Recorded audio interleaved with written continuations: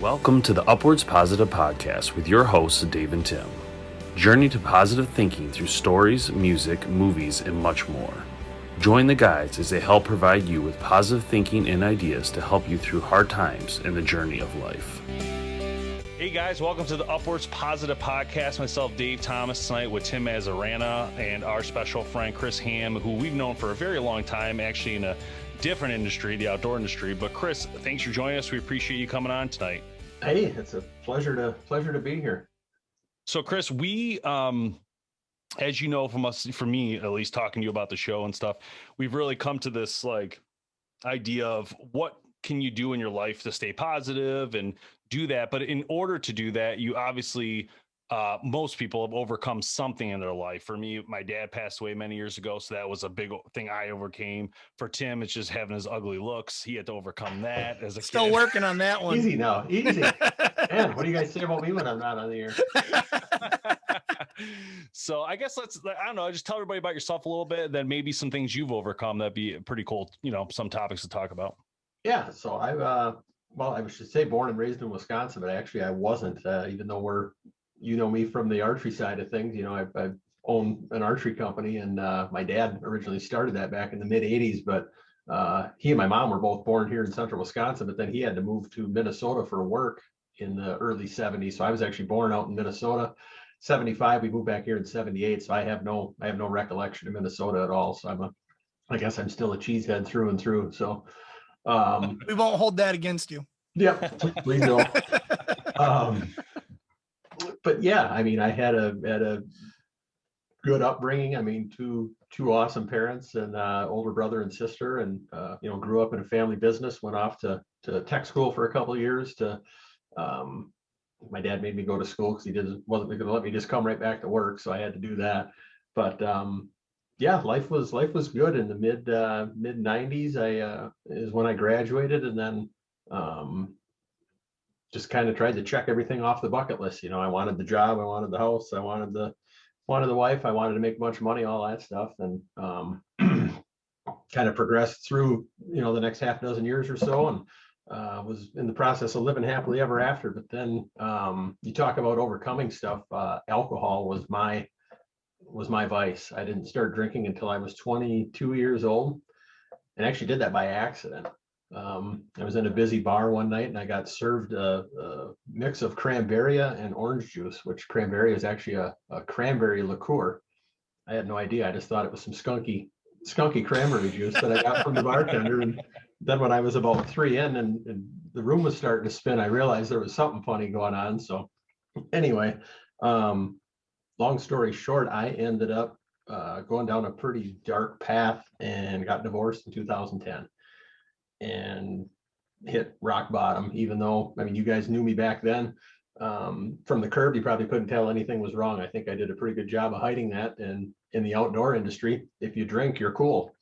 That is kind of the thing. So I really bought into that, because I mean, I wasn't a popular kid in high school or college. So I was kind of searching for myself in my 20s, and our business growing and my popularity out on the social scene kind of went hand in hand, and I credited one for the other, and it was a complete lie. And so I got in a pretty bad spot, for a couple of years after my divorce, to the point where there were nights that I would drive home and not remember how I got there. I had 2 escape routes to get from the bar district back to my house, which was about a 10-minute drive. And there was probably a couple dozen nights where I woke up and I'm like, okay, the truck is in the garage, I'm in my bed, but I don't remember how I got here. And I still don't. And it wasn't until I met my wife at the end of 2011 that my life started to change, or at least I knew that it had to. I was born and raised in a Catholic family.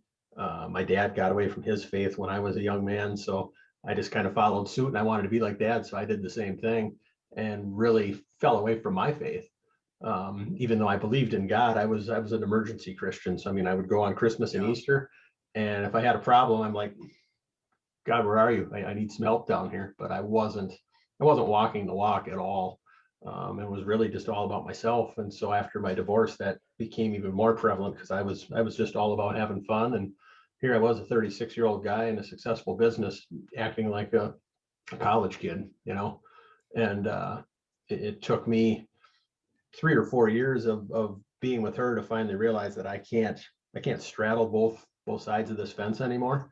And 2015, it was to the point where she was either going to leave or I was going to end up in the ditch or in the ground or in jail, one of the three. And I just decided I can't do this anymore. And I asked her if I could go to church with her. And Dave, I know you and I've talked over the years. I know you're a big music guy. I'm a big music guy too. My wife's father helped start the church that we belonged to back in the 80s. And I walk in, it's an Assembly of God church, and the first thing we do, everybody stands up and the worship band comes out, and I'm like, okay, where's all the incense? Where's the organ? Exactly. And it was 180 degrees from any church that I had ever been to. And I'm like, hey, there might be something to this. And then, as I started going back every Sunday, the teachings were so practical. And that was really kind of my aha moment. It still took me, that was 2015. It took me almost probably another year and a half to finally give my life to Christ. And when I did that, it was like the light switch just went on. Right.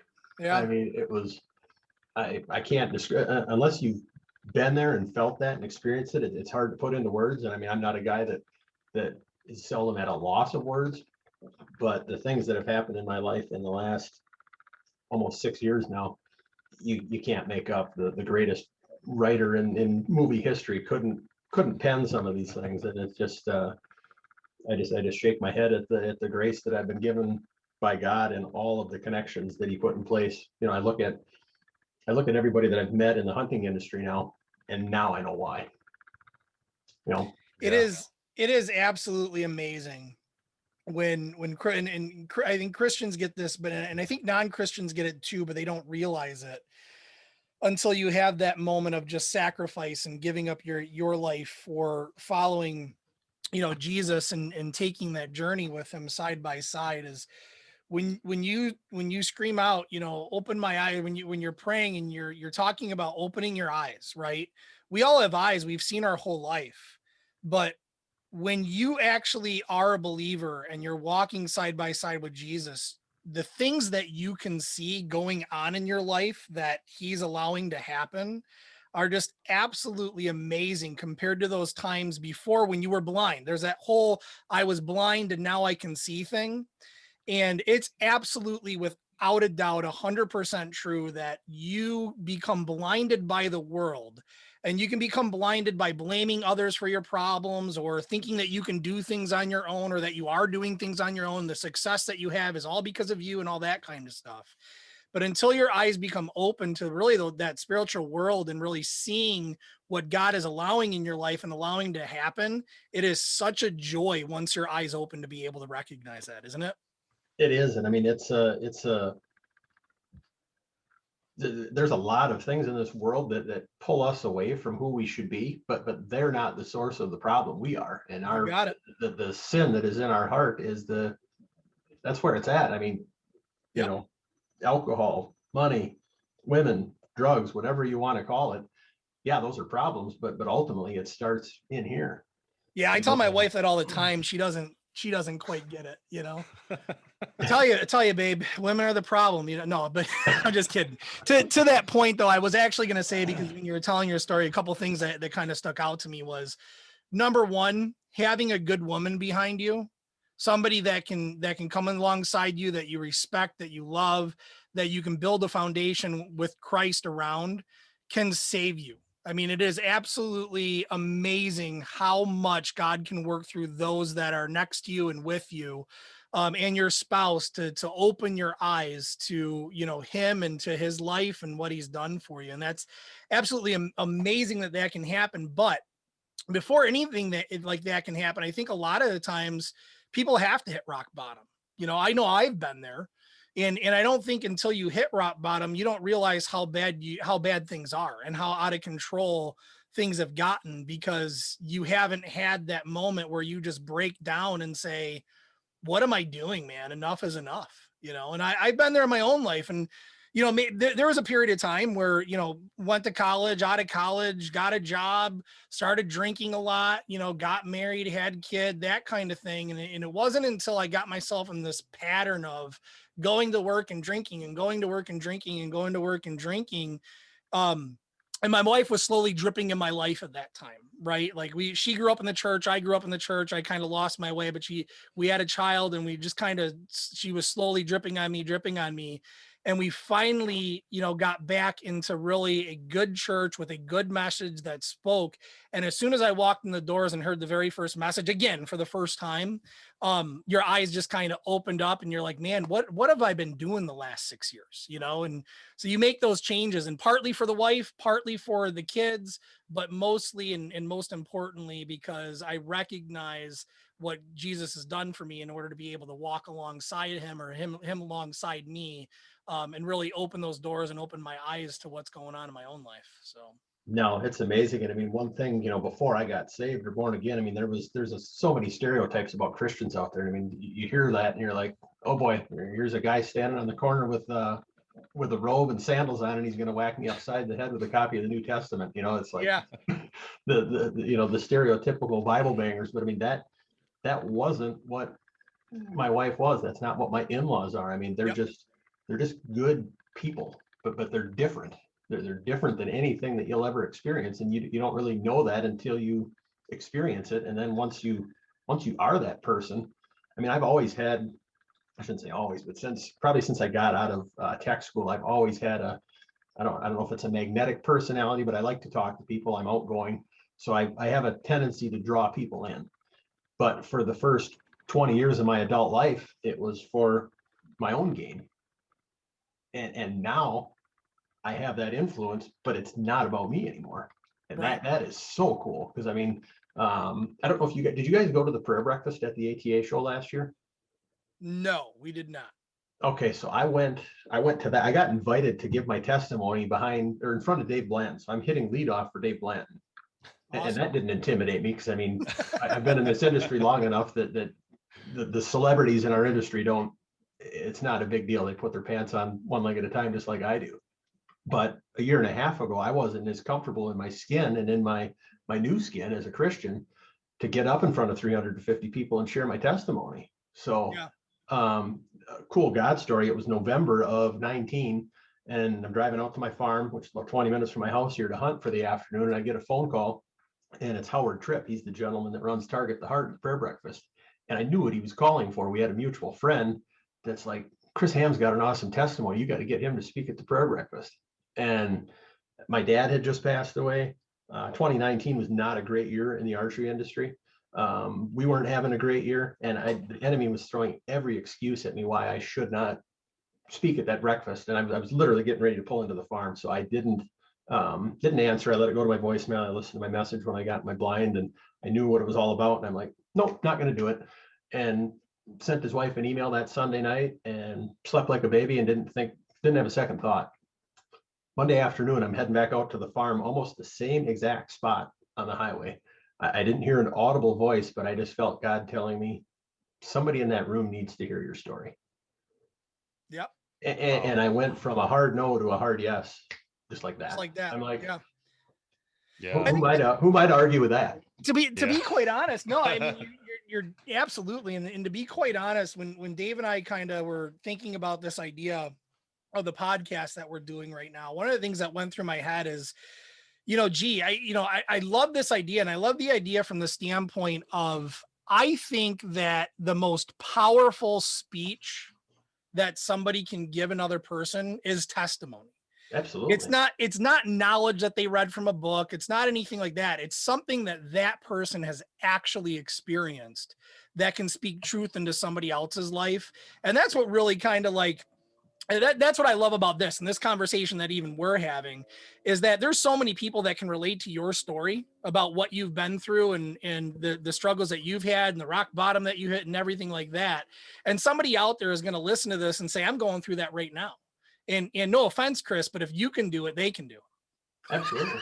Right. Yeah. So I love the power of testimony when it comes to speaking into people's lives, because when you try to throw the Bible at them, when you try to just preach at somebody, if their eyes aren't open, if their ears aren't listening, it's not going to be heard. But one thing that they can usually relate with is other experiences people are going through that's the same as theirs. And I think that's where a lot of it starts. And that's how God uses us a lot of times. Yeah, I mean, he uses everything, even the junk in our lives. I'm a huge Zach Williams fan. I don't know. I think I might have sent you guys a Zach Williams song. I mean, he's a guy that he was into drugs and alcohol for 15 years, a big party guy in this band, and he hit rock bottom and realized, man, I can't do this anymore. And so, I mean, that song Chainbreaker was his big kind of breakthrough hit. That came out the summer that I was getting saved. I mean, I didn't have a one moment, but it was kind of a gradual process over a few months that it happened. And that song came out, and I'm like, man, this guy's me with a guitar in his hand.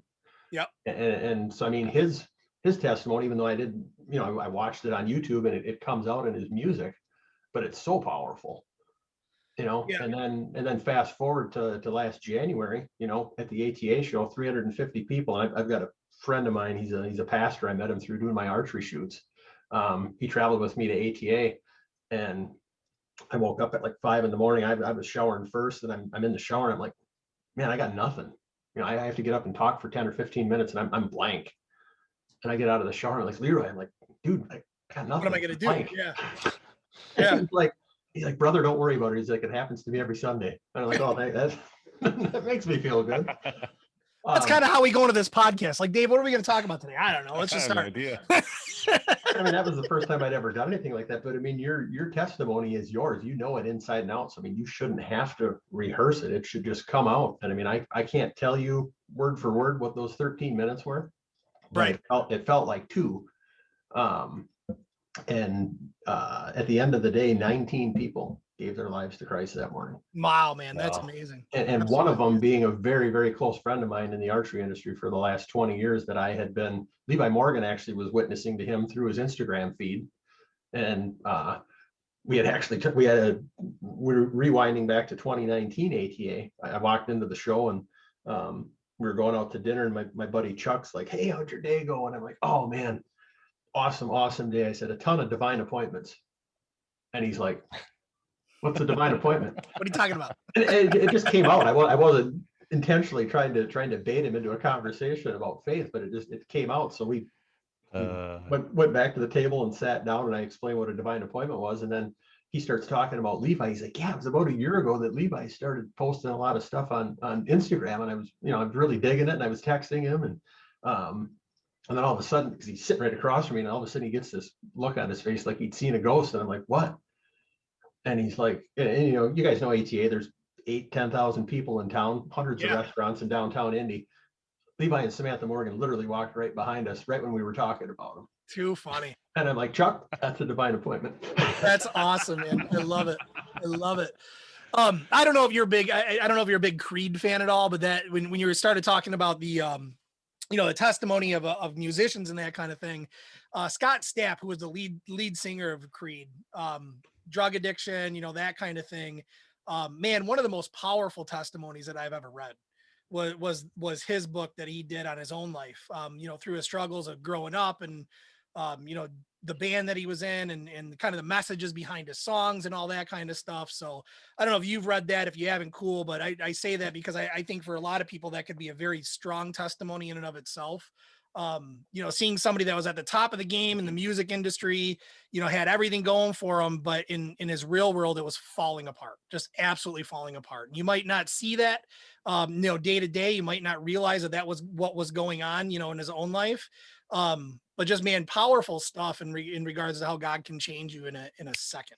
Yeah, well, and I mean, that's the same thing that happened to me in the archery industry. I mean, most people didn't know, other than my real close friends, what was going on. They just, Chris is out getting hammered again. He's out having fun tonight, but they didn't know why I was doing it. You know? So, no, it's been cool. And I mean, then I got a text from a buddy of mine in the industry that was at that breakfast, and a friend of his that was there is going through some struggles with alcohol right now. And so this was like 6 weeks ago, and he's like, hey, would you mind talking to my buddy? He's like, he's really having a hard time right now, and he was really moved by your testimony. Would you talk to him? And so like a week later, I called him, and we talked for like an hour on a Saturday. And I mean, I was I felt like when we got off the phone, I felt like I knew him for 20 years. Yeah, you saw yourself in a way, right? Bared our souls to each other. I told him a lot of my junk, and he shared some of his with me. And I'm like, dude, I'm here. So I've texted him every day since then. And he's now, man, he's got to be 40 days sober. He's going to AA. But wow. And so I'll find a Christian song that I like on YouTube, and boop, send that off to him, and have a great day, brother. And I mean, it's just, that doesn't take a lot of time. For as much time as we spend on our phones, it's like, why don't we use some of it for doing kingdom work instead of buying more NASCAR t-shirts?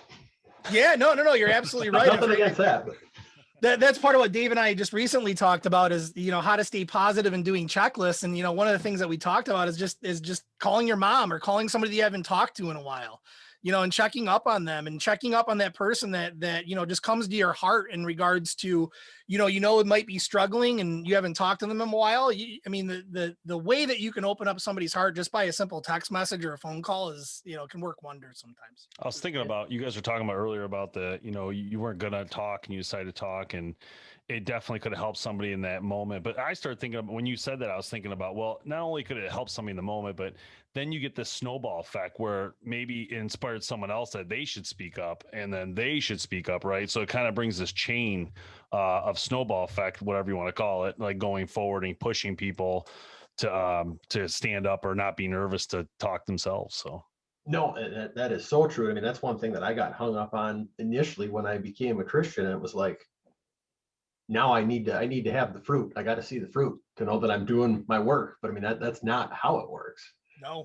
And it took me a while to release that. But I mean, there is so much stuff that's going to come out of, like you said, there might have been somebody sitting in that room that I'm never going to talk to in this life, but they were impacted by what I said, and they maybe had a hard conversation with a family member that was going through something like I did, or a friend of theirs. And I mean, like you said, it just snowballs. Yeah, it took me a long time to realize that, because I was one of those guys or being very, very strong in faith and that kind of thing. Like, I wanted everybody to believe, what I believe and think how I think. And if you're not, you're wrong, that kind of thing. And I struggled with that for a little bit, but it took me a long time to actually realize that God doesn't want everybody to grow the plant. He needs people to plant the seed as well. Yep. And sometimes you plant the seed and sometimes you grow the seed, and you don't get to choose necessarily what you do. And you don't always know what you do. You don't know that you planted a seed by letting that person turn left in front of you. Ooh. At the stop sign that you were just at, instead of going in front of them. That's happening right now. that I don't know what I feel about this. What's going on? Is this a divine message coming through here? A divine appointment? Wow. I've been blessed. I told you guys. I don't know what's happening. Hold on a minute. That's pretty crazy. Oh, I absolutely love it. But yeah, you look better now, Dave. I don't know what's the issue. We've been having this issue like where I'll have it's almost like I'm on green screen, but I'm not. I'll do it behind me. Sometimes my hat will turn like a different color. It's really weird. We tried to talk Dave into recognizing that he has ghosts in his house and he hasn't slept in a week. That's not true. Listen to Scary Stories doesn't let me sleep in a week. Yeah, no doubt. But yeah, so I don't know, man. It's a struggle because you never know how you're going to affect somebody. You really don't. You don't know if you're going to plant the seed. You don't know if you're going to grow the seed. We'll find out later down the road. Probably in the journey. My big thing, and I don't know, this hit me about 6 months ago. I don't know where I got it from, if I read it on a book or what I did, but I just, every morning, I get up, I'm up by 5:30 on an average day. Weekends, I might sleep in a little bit, but first thing I do, I hop on I'm on the YouVersion Bible app. So I do, knock out my stuff on there before my feet ever hit the floor. And then I get in the shower. And when I'm in the shower, I usually pray and I just ask God to send me one person today that you want me to minister to. Maybe even minister to, but to love on, And I mean, with all the connections I've got in the archery industry, sometimes it'll be right away. Sometimes it'll be when I'm eating breakfast. Sometimes it'll be when I'm sitting here typing an email. It's like, oh yeah, I gotta check in and see how they're doing. And like you say, I mean, it doesn't take long. It's 30 seconds or a minute. And sometimes it's just one simple text. Sometimes it turns into a 20-minute conversation. Sometimes it turns into a phone call. But I mean, that's when you're living for somebody other than yourself, that's what it looks like, because then it's not just all, how's Chris doing today? I mean, I still have my struggles just because I have a Christian. That's not a free pass for a perfect life. I think you guys know that. Yeah. No doubt. I think it's a lot easier sometimes too to step outside of your comfort zone when you're living for somebody else as well, right? I mean, I think a lot of times we can get trapped in a bubble where, you know, you got your group of friends and you're talking to your group of friends, but there's the fringe people that you haven't talked to in a while, and you kind of avoid them because you haven't talked to them in a while. You don't know how to open up a conversation. And I think living for somebody else, and you know, the blessing is you get to realize that it's the little things that actually count. It really is the little things. Yeah. Yes. I mean, really super cool story. Not that we're going to get into industry stuff too much, but I don't, you know, since I hired our sales manager 6 years ago, I don't really run a lot of the sales side of stuff, but I still do the military discount stuff because that's my passion. That was one thing that God gave me a heart for after I was born again, was veterans. That's why I started my veterans nonprofit. If it wasn't for my relationship with Christ, HHA USA wouldn't be a thing. But all the military discount inquiries that come into our website come into me. That's my email address because I want to work with those folks directly. And it was about a month ago, I got an email from a guy down in San Antonio. He was a vet that was disabled, PTSD. I mean, not physically disabled, but he went through a lot of junk when he was in the service, and emailed me looking for a military discount on our site because I don't know if he had found me through another podcast or a mutual friend or what the deal was, but we emailed back and forth a little bit, and all of a sudden he tells me how he was working with veterans for the last 3 years to get them into the sport of archery and help rehab them. And I'm like, man, this is my kind of guy. This guy's getting more than a military discount. So we end up having an hour conversation on the phone. And this was after he sent me started following me on Instagram. And the first thing on his page was Romans 8:28. And I'm like, okay, this is a coincidence. Yeah, right. And he's in the middle of his archery shop, and I'm sharing my testimony with him, and he's crying in the middle of his archery shop. Okay. And, that's awesome. And we're both crying. And long story short, he's now flying up here in May to meet me and come to our first archery shoot of the season. That's awesome, man. Very cool. You can't make that stuff up. No. You can't make that stuff up. No, you can't. It's amazing how God can bring people into your life, you know, just like that. And things, I think that's things can happen so fast when you're doing the right things, you know, and you don't realize the change that can happen and how fast the change can be. I think we spend a lot of our lives kind of in a monotony and kind of avoiding, you know, you hear change is a bad word all the time, right? Nobody likes to change. I kind of like it. I got to be honest with you. I love the challenge of seeing what's going to come next and not really knowing what's going to come next, knowing that whatever it is, God's putting in front of me for a reason. Yeah, well, I'll tell you what change I don't like. All these gray hairs coming in here. That's wisdom, my friend, wisdom. Yeah. Well, I mean, you talk about change. I mean, obviously going from being who I was to now being somebody that's going to be 6 years sober in June. I mean, that's a radical change. And I mean, it definitely, your circles of friends change. Yeah. You know, even close friends, sometimes even family, unfortunately. I mean, because you're one way and then you're another way when you're with Christ, and it definitely causes some tensions. Yeah. But I mean, I don't like it. It's not ideal, but at the same time, I mean, look at what Christ went through. Yeah. Right. Well, and I think you said earlier as well, they hopefully, prayerfully, they're going to see that difference in your life, right? They're going to look at you the same way that you looked at your wife's family and said, there's something different about him. And I want to find out what it is. Yeah. You know, so you have that hope that, you know, someday, hopefully you can be that influence that other people were to you, for sure. No, I mean, it's cool because obviously we've been in the archery industry for a long time, and I love what we've been able to accomplish on that side of things, but I'm even more excited about, you know, I don't know how long I'm going to be here. This might be my last day on earth, or I might be here for another 46 years, but I mean, as long as I'm going to be here, I now work for Christ. I have my own business, but I tell people he just lets me play with bow and arrows for 8 hours a day. You know what I mean? I work for Jesus 24/7. So I love it, man. It's hilarious. It's like working in your hobby, you know, if you find a hobby you like and you get to work in it. So that is pretty cool. That is really cool. I was going to say earlier, though, it is interesting to me how everybody has like different struggles. Like, so for me, like alcohol is definitely not a struggle. Like I could drink, like with Tim, we could go have drinks and all that, but it's not even a big deal. Like the next day we would be like, I don't want to drink today. Let's go. You know what I mean? Like, but it's interesting, like yourself, you had an issue where you'd want to drink every day or whatever. And some people it's drugs, some people it's spending. Maybe they can't stop spending money, like it could be anything. Although that one could be bad, I guess.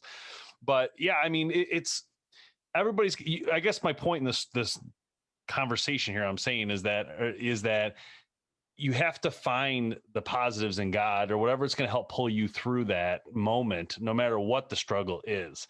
And although, some people can relate to you because they had alcohol problems, but others who don't, but like you were saying earlier, maybe it's a drug addiction or something else.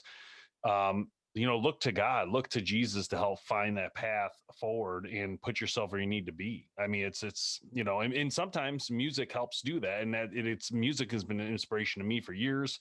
It's been an inspiration to you, Chris, and I know Tim for sure. So that might be the first step in order to get them into the next phase of, being baptized again or whatever it needs to be, to move forward. Yeah, no doubt. And I think, and it's not, I think what you're talking about is like more addiction. It's not always that. I mean, there's a real issue in a lot of people's lives with just anger, frustration, not having that joy, the absence of joy. I think a lot of people tend to be angry people. And that in and of itself can become an addiction, right? That emotional roller coaster that you can feel. And I think absolutely, I think there's a lot of commonality between Chris's story and no matter what the struggle is. And sometimes you have to hit rock bottom and you're not ready to hear the message. You're not ready to take that next step until you hit rock bottom. But at the end of the day, no matter what, the people that have gone through it and have come out on the better side of it have had hope and have found faith and to be able to get through the struggles that they're going through. No, and it's not by their own power. It's nothing that I did. I had nowhere else to turn. When your face is on the floor, there's nowhere else to look but up. No doubt. Yeah, I think like I said, there's so many different types of struggles and stories, and people just overcoming such amazing things in life. I mean, there's so many people that have overcome addictions to become very important people in life. So it's very interesting when we talk about that, because you could see that the changes over time on people and how, they've overcome that. And hopefully the people that you've left behind or you had to leave behind based on, alcohol, were able to find that themselves at some point to get away from that, if they also, share that same issue. Yeah. There is, I don't know if you guys saw it. I think it was one day last week. There's a guy that I connected with on Facebook. I've never even spoken to him, but we're Facebook friends, but his name's Michael Brooks, and he's a veteran, had really bad PTSD and got hooked on meth. And I think it was 4 years ago last week that he was basically dying, and I think in an abandoned house on a dirty dirt floor, and boom, the light switch just went on, and it was a struggle, but he got clean, and he started a veterans nonprofit in Arkansas, and they've saved over 300 veterans in the last 4 years because of that. That's absolutely amazing. And that's I mean, I get goosebumps just talking about it. I mean, that's a God story. No doubt. I mean, here's a guy that was literally left for dead, that was killing himself because of meth, and but God had another plan for him and picked him up off that floor and cleaned him up, and now look at what he's doing. I mean, you can't make that stuff up. Yeah. So Chris, if somebody is struggling out there, what, and I know it's a big ask and it's not, and I don't want to be, too heavy of a question, but what advice can you give them?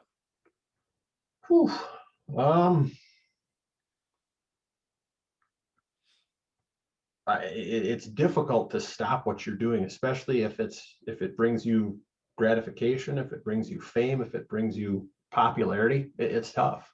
It's really, really tough. But too much of anything is never a good thing. And after a while, I mean, to me, it was just the same old mundane thing. And I don't know if it was once I hit my mid-30s, but I mean, if I went out and really tied one on, it would take me a good 2 days to the point where I was feeling myself again. Yeah. And I mean, don't be embarrassed. I mean, talk to somebody, talk to a friend, counseling is a tough gig. I didn't have to go through counseling. I mean, I just knew I wasn't a guy that drank every day. It was a Friday, Saturday, and maybe a random night during the week.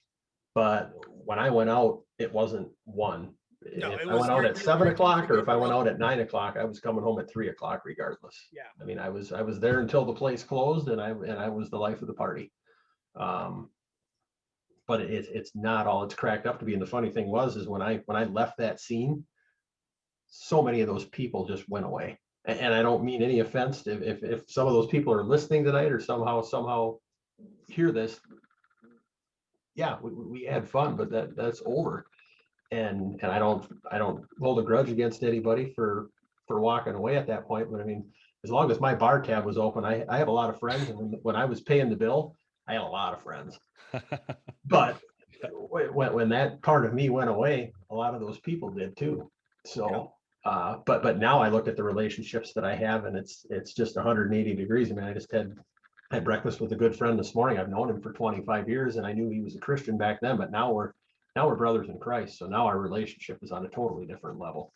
Yeah. So you actually remind me of a buddy of mine that, I really good friend of mine actually that has struggled for years and years and years with, the binge drinking, right? It's not a full-time Monday through Friday thing. It's I have a drink on a Friday night and I don't stop until Sunday, type of deal. And, he struggled for a long time. Continue to pray for him. And he's had good moments, and, he's doing really, really great right now in regards to keeping it under control.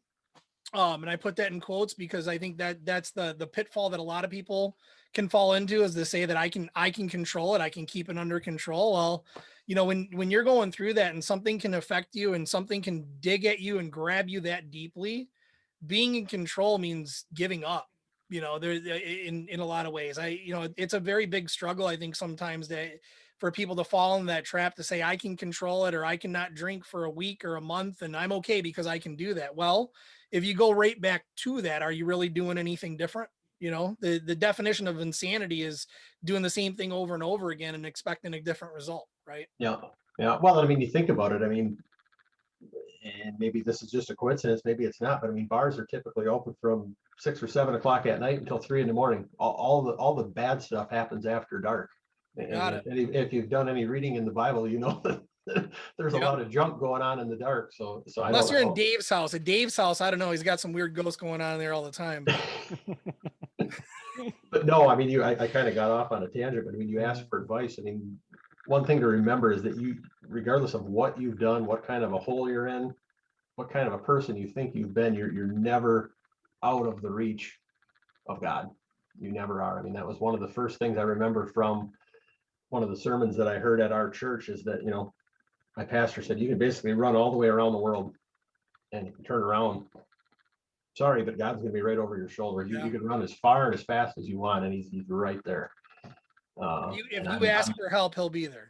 I'm living proof of that. So yeah, it's been an awesome ride. I mean, every day I wake up and my big analogy is that I get hit with a fire hose. There's some days that'll go by and there's not a lot going on. I mean, it's just me doing my thing, and there might be one or two things that'll happen, and then the next week it's like, time out.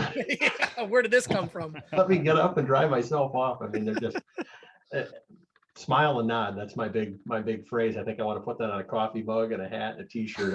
All I can do is smile and nod. So I love it, Chris, man. Awesome talking to you. I can't thank you enough for really coming on here and willing to share your story and your testimony. I think that's, Dave and I love to talk to each other and with each other and let people in on our conversations that we're having in our podcasts. But stories like yours, man, I mean, they're just so heartfelt and touching, and people need to hear it, man. We Dave and I have our own past that we've grown up with, our own separate journeys that we've been on. And I think it's really important for people to understand that no matter what you're going through, I can pretty much guarantee you somebody else has gone through it and come out better for it. Absolutely. And that's the reassurance that anybody else that's struggling should take away too. They're not the only one. There's somebody else that is in their shoes, that has been in their shoes, and that's come out the other side better for it. So absolutely. I love what you guys are doing. When Dave told me about this, I'm like, I'm in. It's awesome, man. It's cool. Not that I don't like talking about what I do for a living, but this stuff is really where I come alive, because it's God's story. Who Absolutely. want to tell that and be a part of it. And we all need it, man. Every single one of us. Absolutely. Let's see. Yeah, thanks, Chris, for joining us. And Chris will be back eventually here. We'll definitely have him on more. In fact, I do want to get Chris on some other people that we've had on and will have on, because it'll be fun to have a nice four-way conversation about some of these things. But we'll try to get some topics in there so we know what we're going to talk about first, you know, but it'll be fun. So hey, this was cool. I'm game. Good deal, man. Right. Awesome. Thanks a lot, everybody guys. for listening, and we'll see you next time. Thanks again, Chris. We'll see you guys. Take care.